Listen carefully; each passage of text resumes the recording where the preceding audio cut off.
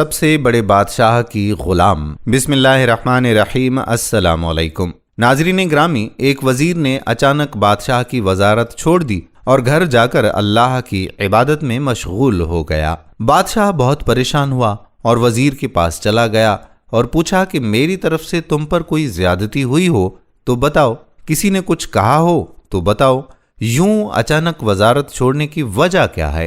وزیر نے بادشاہ سے کہا کہ میری وزارت چھوڑنے کی 6 وجوہات ہیں۔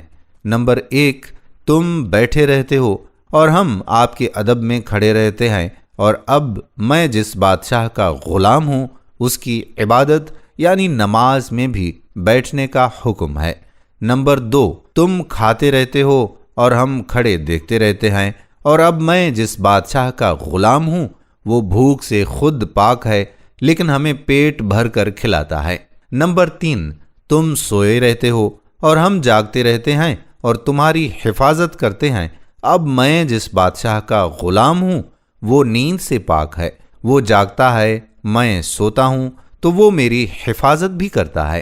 نمبر 4، ہمیں ڈر رہتا ہے کہ کہیں ہم سے کوئی غلطی ہو جائے تو تم ہمارا سر قلم کر دو گے، لیکن اب میں جس بادشاہ کا غلام ہوں جتنی مرضی غلطیاں کر لو اور معافی مانگ لو وہ معاف کر دیتا ہے۔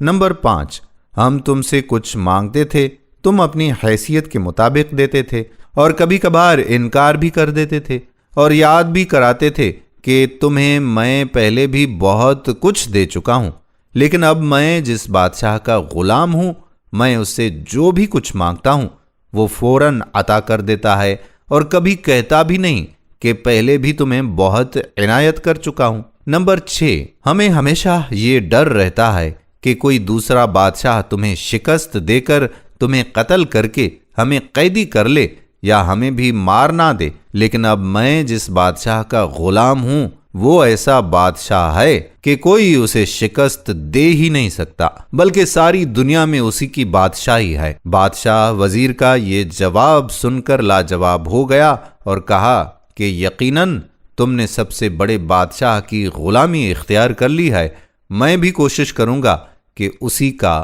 غلام ہو جاؤں۔ تمام جہانوں کا بادشاہ بے شک اللہ پاک ہی ہے۔ دوستو، ہم امید کرتے ہیں کہ ثواب کی نیت سے اس ویڈیو کو آپ زیادہ سے زیادہ اپنے دوستوں کو بھیجیں گے۔ آنے والی